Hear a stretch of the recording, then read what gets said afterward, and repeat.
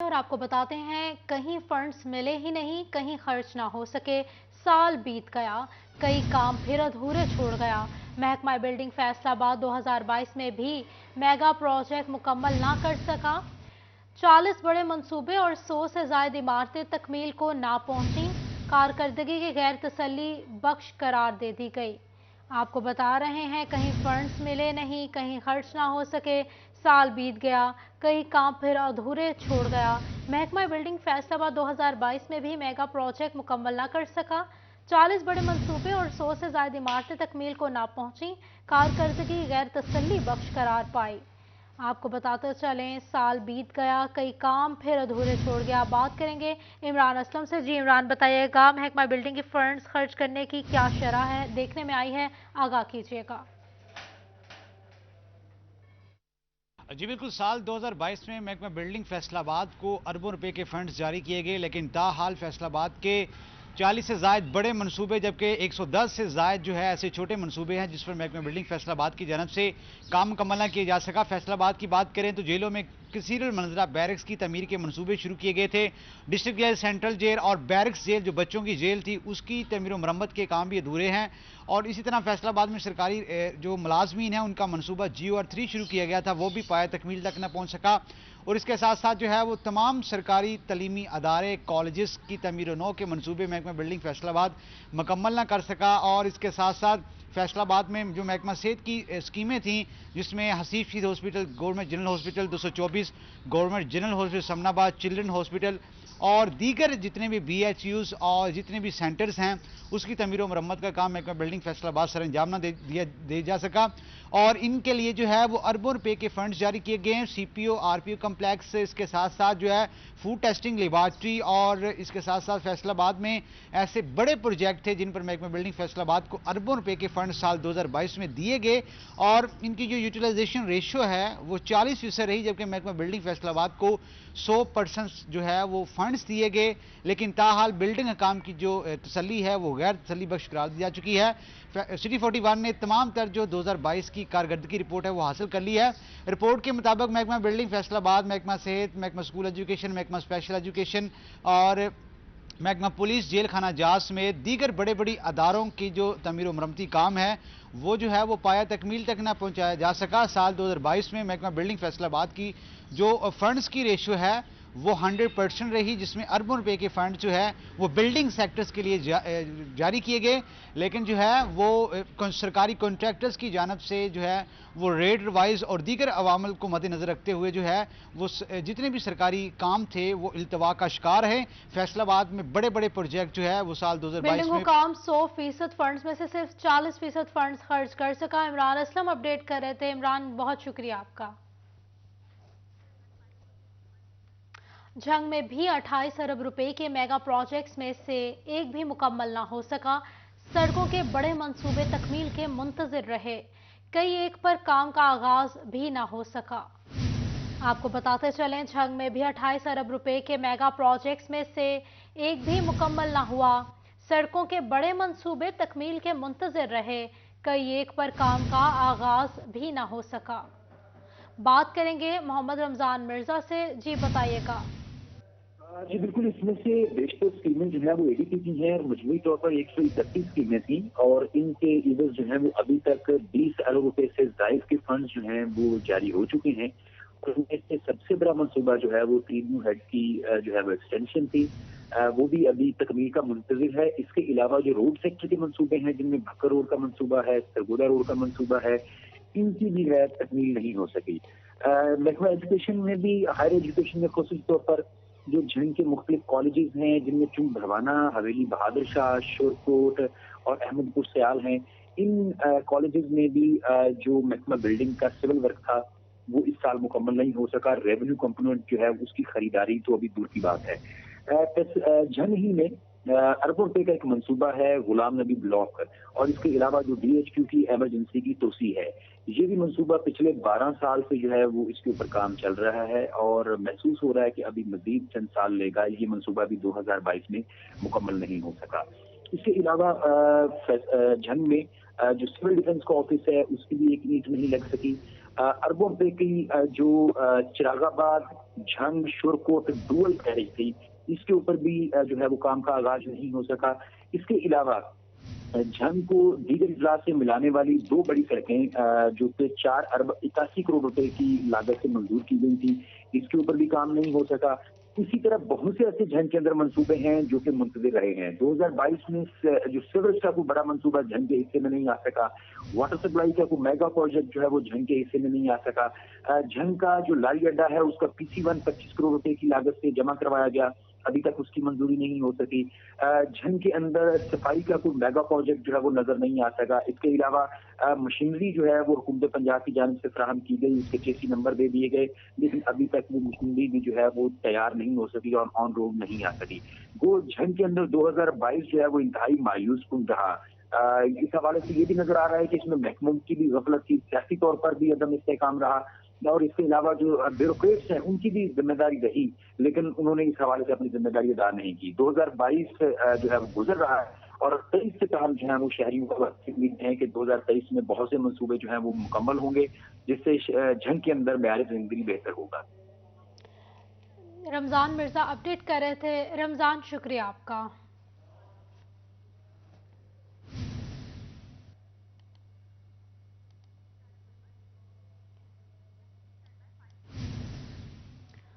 वज़ीर आला पंजाब चौधरी परवेज इलाही से फैसलाबाद प्रेस क्लब के वफ्द की मुलाकात।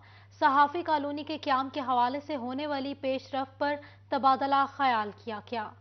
आपको बताते चले, मुलाकात के हवाले से वज़ीर आला पंजाब चौधरी परवेज इलाही से फैसलाबाद प्रेस क्लब के वफ्द की मुलाकात। सहाफ़ी कॉलोनी के क़याम के हवाले से होने वाली पेशरफ पर तबादला ख्याल किया गया। आपको बता रहे हैं, वज़ीर आला पंजाब चौधरी परवेज इलाही से फैसलाबाद प्रेस क्लब के वफ्द की मुलाकात। सहाफ़ी कॉलोनी के क़याम के हवाले से होने वाली पेशरफ पर तबादला ख्याल किया गया। आपको बता रहे हैं, वज़ीर आला पंजाब चौधरी परवेज इलाही से फैसलाबाद प्रेस क्लब के वफ्द की मुलाकात। सहाफ़ी कॉलोनी के क़याम के हवाले से होने वाली पेशरफ पर तबादला ख्याल किया गया। आपको बता रहे हैं, मुलाकात के हवाले से वज़ीर आला पंजाब परवेज इलाही से फैसलाबाद प्रेस क्लब के वफ्द की मुलाकात। सहाफ़ी कॉलोनी के क़याम के हवाले से होने वाली पेशरफ पर तबादला ख्याल। वफ्द में सदर press club Shahid Ali, senior सहाफ़ी सैयद खाफर अब्बास शरीक हुए। बात करेंगे इमरान असलम से। इमरान, बताइएगा। जी बिल्कुल, वज़ीर आला पंजाब चौधरी परवेज इलाही से फैसलाबाद प्रेस क्लब के वफद ने मुलाकात की है। मुलाकात करने वालों के वफद में सदर press club Shahid Ali, senior सहाफ़ी सैयद खाफर अब्बास, सेक्रेटरी जो है आज़ादार और मेंबर कॉलम नगार राना इकबाल जो है वो मुलाकात में मौजूद थे। इस मौका प्रिंसिपल सेक्रेटरी जिला भट्टी भी मुलाकात में मौजूद थे। मुलाकात में फैसलाबाद के सहाफ़ी कॉलोनी के क़याम के हवाले से होने वाली पेशरफ पर तबादला ख्याल किया गया। वज़ीर आला पंजाब चौधरी परवेज इलाही का कहना था कि फैसलाबाद की प्राइम लोकेशन पर 190 कनाल अराजी सहाफ़ी कॉलोनी के लिए मुख्तस की गई है।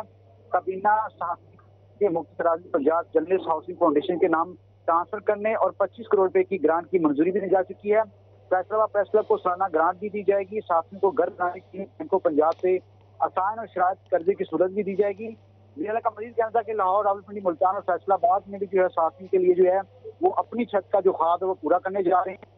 और इस मौका पर फैसलाबाद प्रेस क्लब के उहदेदारान ने फैसलाबाद सहाफ़ी कॉलोनी के लिए ग्रांट की मंजूरी पर जो वज़ीर आला पंजाब चौधरी परवेज इलाही का शुक्रिया अदा किया। और इस मौका पर सेक्रेटरी आज़ादार आपी का कहना था कि जो फैसलाबाद के सहाफ़ियों के दिल जीती हैं और सहाफ़ियों की जानिब से जो है वो वज़ीर आला के इस इक़दाम को काबिल सताइश कहा गया और वज़ीर आला पंजाब का शुक्रिया भी अदा किया गया। और ये यकीनन जो है वो फैसलाबाद प्रेस क्लब के सहाफ़ियों का एक दरीना मुतालबा था जो वज़ीर आला पंजाब चौधरी परवेज इलाही ने जो है वो पूरा किया। और प्राइम लोकेशन पर 190 कनाल अराजी जो है वो सहाफ़ी कॉलोनी के लिए मुंतज़ की गई, जबकि 25 करोड़ रुपए की ग्रांट जो है वो मंजूरी दी गई।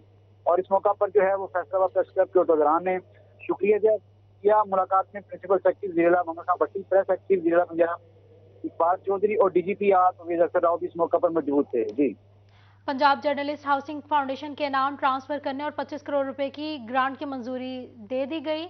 इमरान असलम अपडेट कर रहे थे, बहुत शुक्रिया आपका।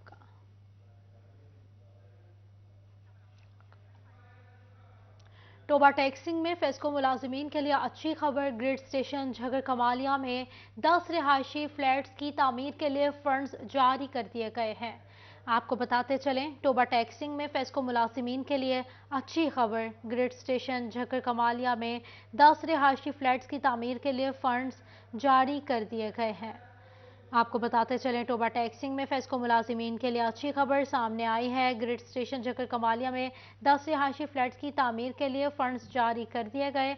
फेस्को मुलाजिमीन के लिए अच्छी खबर, 132 केवी ग्रिड स्टेशन झक्कर कमालिया में 10 रिहायशी फ्लैट्स की तामीर के लिए फंड्स जारी हुए हैं। 5 करोड़ 64 लाख रुपए की लागत से 10 रिहायशी फ्लैट्स बनाए जाएंगे। रिहायशी फ्लैट्स की तामीर का अमल 210 रोज में मुकम्मल किया जाएगा। फेस्को की जानिब से मंजूरी के बाद फंड्स जारी हुए। रिहायशी फ्लैट्स की तामीर का अमल 210 रोज में मुकम्मल किया जाएगा। 5 करोड़ 64 लाख रुपए की लागत से 10 रिहायशी फ्लैट्स बनाए जाएंगे। इसी हवाले से बात कर लेते हैं मुबशर हसन नकवी से। मुबशर, बताइएगा।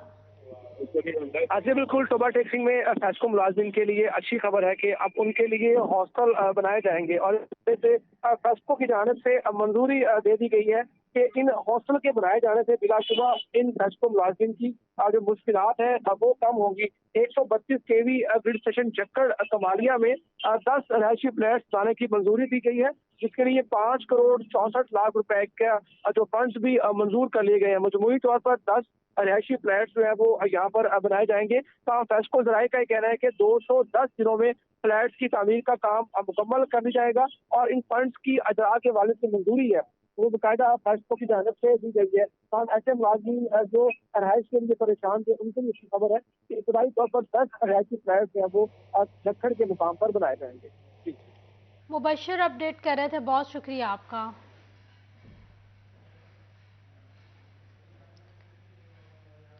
फैसलाबाद में कैंसर के मरीजों के लिए बड़ी खबर सामने आई है। महकमा स्पेशलाइज्ड हेल्थ केयर ने 1 अरब 30 करोड़ रुपए की लागत से लीनियर एक्सीलेटर की मशीन अलाइड अस्पताल को फ्राहम करने की मंजूरी दे दी है। फैसलाबाद में कैंसर के मरीजों के लिए बड़ी खबर। महकमा स्पेशलाइज्ड हेल्थ केयर ने 1 अरब 30 करोड़ रुपए की लागत से लीनियर एक्सीलेटर की मशीन अलाइड अस्पताल को फ्राहम करने की मंजूरी दे दी है। तफसीलात जानते हैं अज़ादार हुसैन से। जी अज़ादार, बताइएगा इस मशीन से मरीजों को क्या फ़ायदा होगा, आगाह कीजिएगा। आज बिल्कुल कैंसर के मरीजों के लिए अच्छी खबर है। महकमा स्पेशलाइज्ड हेल्थ केयर की जानिब से फैसलाबाद अलाइड अस्पताल को एक्सीलरेटर की जो मशीन है वो फराम कर दी है। ये state of the art radiotherapy की जो मशीन होगी जिससे मरीज़ जो है मुस्तफ़ीद होंगे। इसका मज़ीद क्या फ़ायदा होगा और इसके ऊपर कितनी लागत जो है वो आई है, हमारे साथ MS अलाइड अस्पताल डॉक्टर अरशद अली चीमा साहब मौजूद हैं, उनसे जानते हैं। सर बताएं कितना पुराना ये मंसूबा था और इससे कैंसर के मरीजों को क्या फ़ायदा? जी बिस्मिल्लाहिर्रहमानिर्रहीम। ये जी 8 साल पहले हमने जो है ना लीनियर एक्सीलरेटर की ADP स्कीम जमा करवाई थी जो 8 साल से पेंडिंग थी और हमने पिछले साल बड़ी कोशिशों से इस जो है ना हमें जो चीफ मिनिस्टर से अप्रूवल मिल गई है, सेक्शन हो गया है, फंड्स और रिलीज़ हो गए और अब ये जो है ना state of art treatment allied अस्पताल में एक और इजाफा हो गया, अपग्रेडेशन हो गई है रेडियोथेरेपी डिपार्टमेंट की। जहां हमने पहले कोबाल्ट मशीन होती थी रेडियोथेरेपी के लिए, अब हमारे पास एक जदीद मशीन जो है ना लीनियर एक्सीलरेटर से हम जो है ना radiotherapy state of art treatment देंगे पेशेंट्स के लिए। एक बहुत बड़ा एक 1 अरब 30 करोड़ रुपए लागत आएगी, आज़ादार बता रहे थे, बहुत शुक्रिया आपका। झंग में म्यूनिसिपल कमेटी की एंटी इंक्रोचमेंट टीम और रेडियो की रेस में जीत तजावुजात माफिया की। पुख्ता तजावुजात के साथ जगह जगह बने खुद हास्ता रेडियो के अड्डे खत्म करवाना एंटी इंक्रोचमेंट सेल के लिए चैलेंज बन गया। ऑपरेशन के दौरान रेडियां गायब, चंद घंटों बाद दोबारा बाजार सज जाते हैं। इसी पर बात करेंगे अवैस खान से। अवैस, बताइएगा।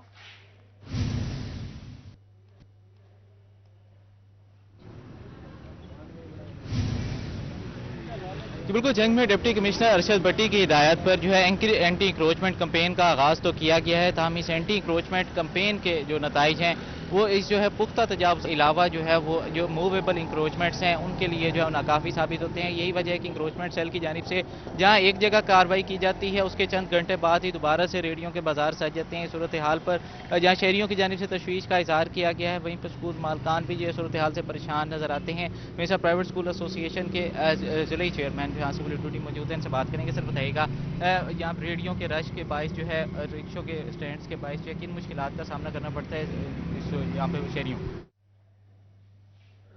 जंग में म्यूनसिपल कमेटी की एंटी इंक्रोचमेंट टीम और डेयरियों की रेस में जीत तजावुजात माफिया की पुख्ता तजावुजात के साथ जगह जगह बने खुद हास्ता डेयरियों के अड्डे खत्म करवाना एंटी इंक्रोचमेंट सेल के लिए चैलेंज बन गया।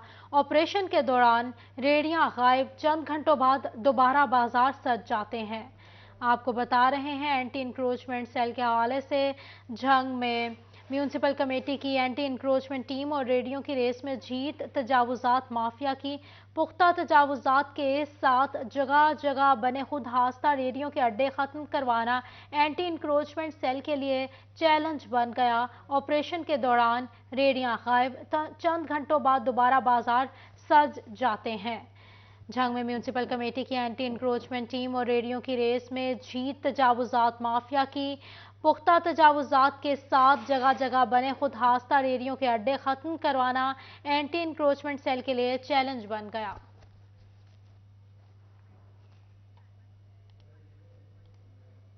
आपको बताएं, साल भर बढ़ने वाली महंगाई साल के आखिरी माह 2 हफ्ते मुस्तहकम रही। इदारे शुमारियात की रिपोर्ट के मुताबिक गुज़िश्ता साल के निस्बत मजमूई तौर पर महंगाई ज्यादा हुई। आपको बताते चले, साल भर बढ़ने वाली महंगाई साल के आखिरी 2 हफ्ते मुस्तहकम रही। इदारे शुमारियात की रिपोर्ट के मुताबिक गुज़िश्ता साल के निस्बत मजमूई तौर पर महंगाई ज्यादा हुई है। आपको बताते चले, महंगाई जो बढ़ती जा रही है, दिसंबर के आखिरी हफ्ते में महंगाई में कमी रिकॉर्ड हुई। एक हफ्ते में महंगाई की शरह में 0.09% कमी रिकॉर्ड हुई। दिसंबर के आगाज से महंगाई की शरह मुस्तहकम रही। आलू, टमाटर, घी, चीनी, कुकिंग ऑयल समेत बिजली सस्ती हुई। आलू 8.85, टमाटर 6.02, घी 1.47% कमी रिकॉर्ड हुई है। बात कर लेते हैं मोहम्मद बिलाल डोगर से।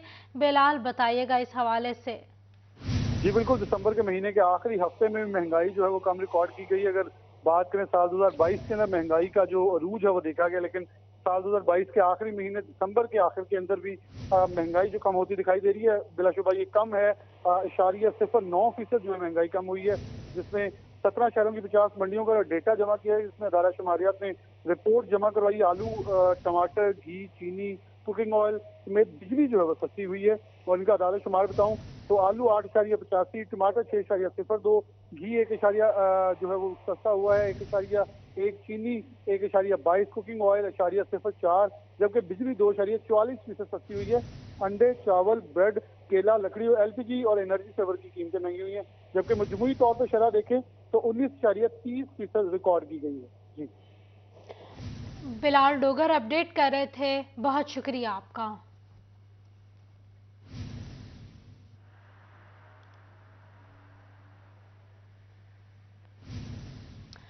आपको बताएं, चिन्योट में 2022 के दौरान मुनाफाखोरी पर 1.25 करोड़ रुपए जुर्माने किए गए।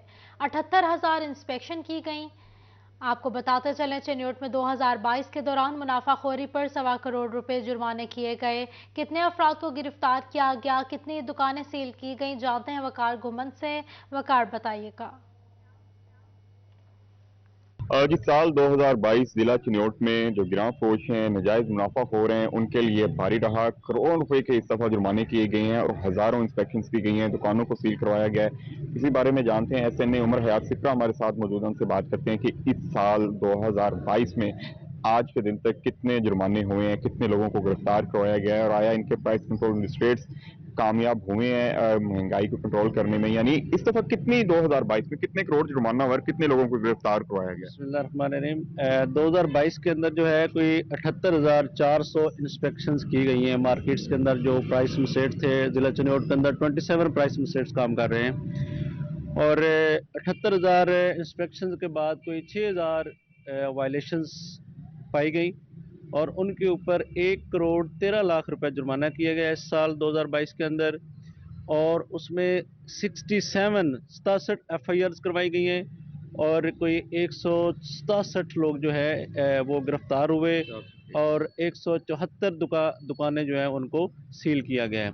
तो इस लिहाज से ये एक बड़ा हैवी एक्शन किया गया पूरे साल के अंदर, और काफ़ी हद तक जो है मौके की जो प्राइस है, कीमत जो है उसको कंट्रोल करने में हमारे चिन्योट के प्राइस एडमिनिस्ट्रेट कामयाब रहे हैं। इंशाल्लाह आइंदा भी इसी तरह प्राइस एडमिनिस्ट्रेट जो है वो काम करते रहेंगे। जी, 406 अफराद को गिरफ्तार करवाया गया है और 137 दुकानों को सील करवाया गया है। और इस साल कार्रवाई में 137 दुकानों को सील कर दिया गया। 406 गिरफ्तार हुए। वकार घुमन अपडेट कर रहे थे, शुक्रिया आपका।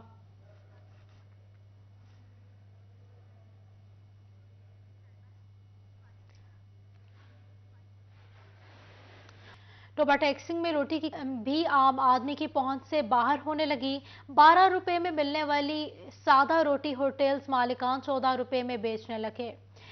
बात करेंगे, हमारे साथ मौजूद हैं उसामा यासीन। उसामा बताइएगा।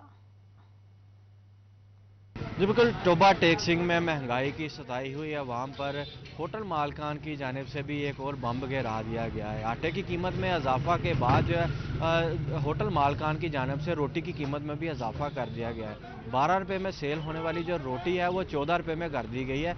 और शहरी जो है इसी हवाले से परेशान दिखाई दे रहे हैं। मेरे साथ शहरी मौजूद है, रोटी लेने आए थे। बताइएगा क्या कहना चाहते हैं? 12 से 14 रोटी हो चुकी है, गरीब तो वैसे ही, क्या कहना चाहते हैं इस बारे में? जी बिल्कुल, मैं ये बताना चाहता हूँ, ये कहना चाहता हूँ कि पहले 10 रुपये थी, 10 रुपये के बाद 12 रुपये। 12 रुपये की रोटी हम लोग बहुत मुश्किल से ले रहे थे। गरीब आवाम, जो गरीब आदमी है वो उसकी पहुँच से बहुत दूर हो चुकी है।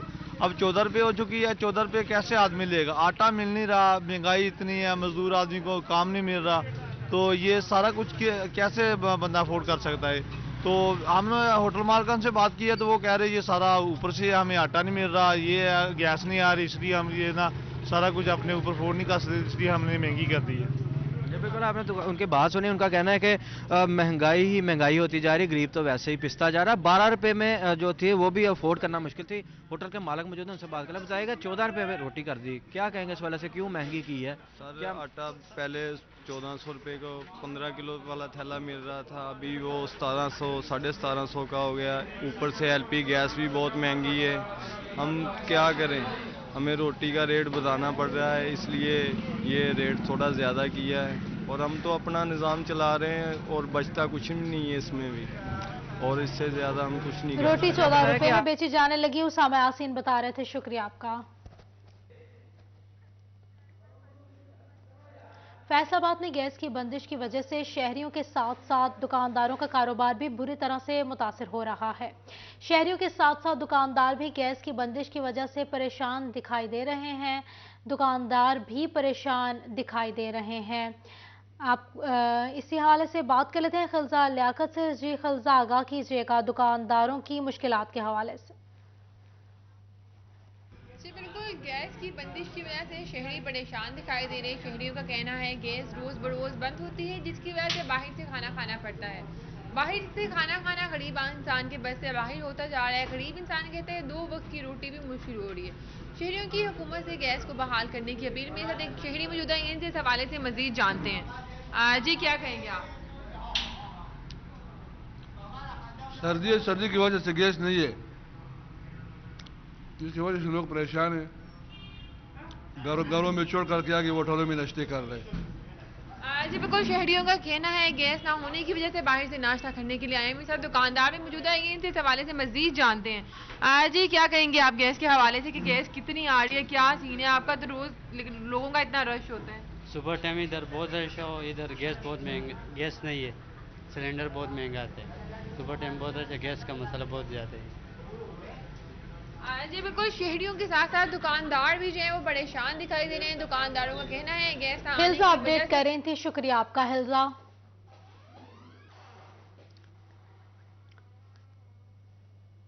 और अब आपको बताते हैं, हलाले अहमद चौक में लगाया गया फवारा कई माह से बंद है। शहर को खूबसूरत बनाने के लिए लगाए जाने वाले फवारे की बंदिश से इंतजामिया ने आंखें मूंद लीं। शहरी कहते हैं अगर इसको चलाया जाए तो खसूसन शाम के औकात में चौक का दिलफरेब मंजर देखने को मिलता है, जिससे महरूम है। बात करेंगे, हमारे साथ मौजूद हैं मरियम रजा। मरियम बताइएगा। जी बिल्कुल, शहर फैसलाबाद को खूबसूरत बनाने के लिए मुख्तलिफ स्टैचूज जो हैं वो बनाए जाते हैं, लेकिन जब तवज्जो देने की बात आती है तो तवज्जो जो है वो नहीं दी जाती। इस वक्त हलाल अहमर चौक में मौजूद हूँ, जहाँ पर पिछले कई माह से जिला इंतजामिया की जानिब से एक फवारा तो बनाया गया है, लेकिन कई माह से वो गैर फाल है। ना ही उसकी लाइटें ठीक की गई हैं और ना ही उसमें पानी जो है उसकी कोई फरावानी का जो है वो काम किया गया है। अगर फैसलाबाद में मुख्तलिफ जगहों पे स्टैचूज नए बनाए जा सकते हैं तो क्या पुरानी चीज़ों पे तवज्जो नहीं दी जा सकती? इस वक्त मेरे साथ शहरी भी कुछ मौजूद है जो इसकी टूट फूट की वजह से भी परेशान नजर आते हैं। इनसे बात करते हैं। मुझे बताइएगा कि ये शहर फैसलाबाद को मुख्तलिफ स्टैचूज जो है फैसलाबाद की रौनक बनते हैं। जिस तरह से घंटाघर फैसलाबाद की पहचान है, तो उसी तरह से कई स्टैचूज जो है फैसलाबाद की खूबसूरती में इजाफा करते हैं। तो ये हलाल अहमर का चौक है जहाँ पर ये फवारा कई अरसे से बंद है, क्या कहेंगे इस बारे में? मैं इस बारे में कहूँगा, पहले इस पर तवज्जो दी जाती थी लेकिन अब नहीं है। पहले जो नई चीज़ें बना के छोड़ देते हैं, पुरानी चीज़ों को तवज्जो देना इन्होंने छोड़ दिया। अगर ये नई चीज़ें बनाते तो पुरानी चीज़ों को भी मेंटेन रखना चाहिए। इन्हें चाहिए कि मेंटेन रखें और ताकि इसकी फैसलाबाद की खूबसूरती में इजाफा हो, जो चीज़ें उसके इजाफे को बरकरार रख सके।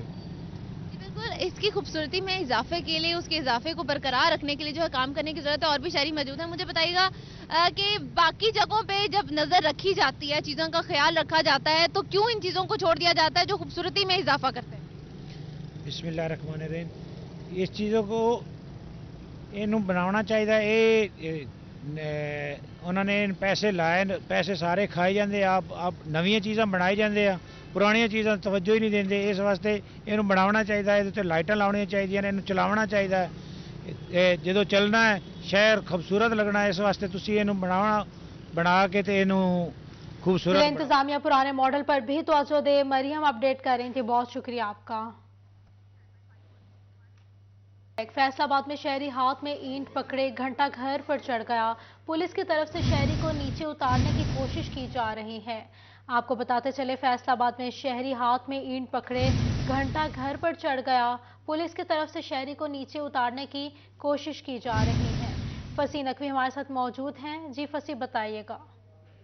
जी बिल्कुल, 1 घंटा कबल जो है नामालूम शख्स जो है वो किसी नामालूम वजूहात की बुनियाद के ऊपर घंटा घर के ऊपर चढ़ गया था। और यहाँ पर अगर अतराफ में बात की जाए तो शहरियों का वैसे भी गहमा गहमी रहती घंटा घर चौक में, लेकिन इस वाक़े की वजह से जो मुकम्मल घंटा घर चौक है वह ब्लॉक हो चुका है। और इसके साथ साथ अगर बात की जाए, रेस्क्यू हुकाम और पुलिस अमला जो है वो कॉल करने के ऊपर यहाँ पर मौजूद था और रेस्क्यू हुकाम की जानिब से ऑपरेशन किया गया। ऑपरेशन के दौरान रेस्क्यू हुकाम घंटा घर के अंदर से दाखिल हुए और ऊपर से भी क्रेन लगाई गई थी, लेकिन जो शहरी है उसको घंटाघर के अंदर से खिड़की तोड़कर जो है अब वो उतार लिया गया है और रेस्क्यू काम की जानिब से ये ऑपरेशन किया गया था। हाल अभी तक शहरी की जो शिनाख्त है वो नहीं हो सकी और वजूहात जो है वो भी नहीं पता लग सकी कि किस बुनियाद के ऊपर शहरी ऊपर चढ़ा था। अलबत्ता शहरी जब ऊपर चढ़ा तो तकरीबन 15 से 20 मिनट दोनों रेस्क्यू हुकाम और शहरी के दरमियान मुज़ाकरात हुए। शहरी ने हाथ में पत्थर और ईंटें भी पकड़ी हुई थी और धमकी देता महसूस होता था रेस्क्यू को,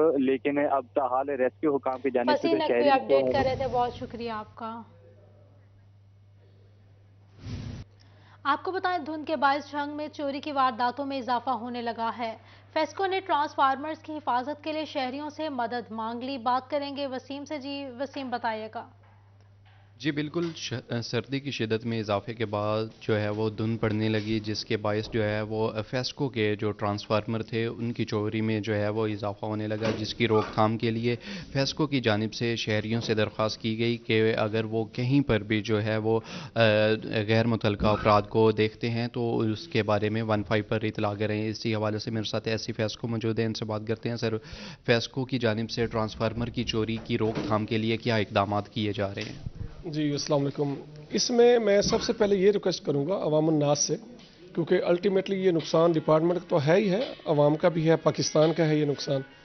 तो जैसे ही रात को आजकल धुंध का सीज़न है तो चोर काफ़ी ग्रुप जो है ना उनके एक्टिव हुए हैं। हम भी अपने तौर पे बहुत ज़्यादा इसमें अलर्ट हो गए हैं, लेकिन उसके बावजूद एरिया आपको पता है स्कैटर्ड है। जंग सर्कल, डिस्ट्रिक्ट टोबा, डिस्ट्रिक्ट जंग और हमारा देहाती एरिया इसमें ज़्यादा शामिल है। अब देहात में उनके लिए बड़ी आसानी होती है चोरों के लिए, रात के वक्त निकलना, देहातियों को आपको पता है 8 बजे सो जाते हैं। तो उसमें मेरी सिर्फ रिक्वेस्ट इतनी है कि जैसे ही लाइट जाए ना तो आवाम सिर्फ लोग जो है ना वो सबसे पहले निकल के अपने ट्रांसफार्मर को देखें। अब वहाँ पे अगर कोई गैर मुतल्लका शख्स खड़ा है या कोई गाड़ी प्राइवेट खड़ी है तो फौरी तौर पे 15 पे कॉल कर दें। एक तो ये है, और दूसरा हमने ये केबल पे भी हम ये सारी पट्टियाँ चलवा रहे हैं इसकी कि आवाम फौरी तौर पे बाहर देखे कि जैसे ही लाइट उनकी जाती है, गैर मुतल्लका शख्स जो भी खड़ा हो, कोई गाड़ी खड़ी है तो फौरी तौर पे 15 पे वापडा के नंबर पे इतला कर दें। बहुत शुक्रिया वसीम अपडेट करने के लिए। पंजाब अराजी रिकॉर्ड सेंटर की जानिब से ऑनलाइन सर्विसेज देने का ऐलान खुश आइंद, मगर गिरदावरी समेत दीगर खदमात को वेबसाइट पर देखना अब भी मुश्किल। बात करेंगे अब्दुल रहमान से। अब्दुल रहमान बताइएगा। बात करें अराजी रिकॉर्ड सेंटर के हवाले से बड़ी खबर ये है कि दावे बड़े बड़े किए जा रहे थे लेकिन उन पर अमल दरामद नहीं हो पा रहा। यहाँ पर कहा जा रहा था कि वेबसाइट पर गिरदावरी का डाटा मौजूद होगा, जहाँ पर तमाम जितने भी यहाँ पर ज़िम्मेदार है वो अपना गिरदावरी का डाटा देख सकेंगे और उसमें अगर कोई मसला आता है तो वो पटवारी के पास जाकर तब्दील करवा सकेंगे। लेकिन बदकिस्मती से चंद घंटों के बाद गिरदावरी का डाटा जो है वो फिर वेबसाइट से गायब हो गया और इस तरह से वेबसाइट भी डाउन हो गई और दूसरे तमाम जितने भी लिंक से या जितनी भी चीज़ें देखी जा सकती थी वो लिंक डाउन होने की वजह से वहाँ पर ख़त्म हो गई। और ये किसानों की जानिब से, साइलिन की जानिब से यही मुतालबात सामने आते हैं कि अभी भी वो मजबूर है कि पटवारियों के पास जाएँ अपनी गिरदावरी देखने के लिए। उसमें कोई मसला आता है तो पटवारियों के पास जाना पड़ता है। तो अराजी रिकॉर्ड सेंटर की जानिब से जो वेब पोर्टल बनाया जाता है, जो ऑनलाइन डाटा अपलोड किया जाता है, उसमें बेहतरी होनी चाहिए। उसमें जितने भी मसाइल हैं उनका हल निकालना चाहिए, ख़त्म होने चाहिए, क्योंकि उसकी वजह से। अब्दुल रहमान अपडेट कर रहे थे, बहुत शुक्रिया आपका।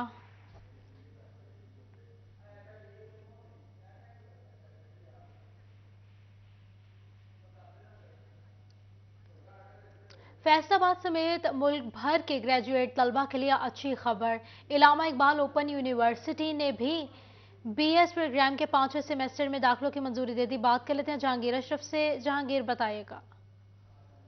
फैसलाबाद समेत पाकिस्तान भर के वो तमाम तलबा व तालबात जिन्होंने 2 साल ग्रेजुएशन की थी उनके लिए अच्छी खबर है कि इलामा इकबाल ओपन यूनिवर्सिटी ने भी पहली बार 5वें सेमेस्टर में दाखिलों की मंजूरी दे दी है। इस हवाले से HEC ने चूंकि 2 साल मास्टर डिग्री पर पाबंदी आयद कर रखी है और 2023 में मजीद किसी स्टूडेंट को इनरोल नहीं किया जाएगा 2 साल मास्टर डिग्री प्रोग्राम में, तो बहुत सारे तलबा ऐसे थे जो कि 2 साल BA BSc और एसोसिएट डिग्री प्रोग्राम करके बैठे थे, लेकिन आगे उनके लिए अपॉर्चुनिटीज़ बहुत कम थी क्योंकि बहुत कम यूनिवर्सिटीज़ हैं जो 5वें सेमेस्टर में एडमिशन ओपन कर रही हैं।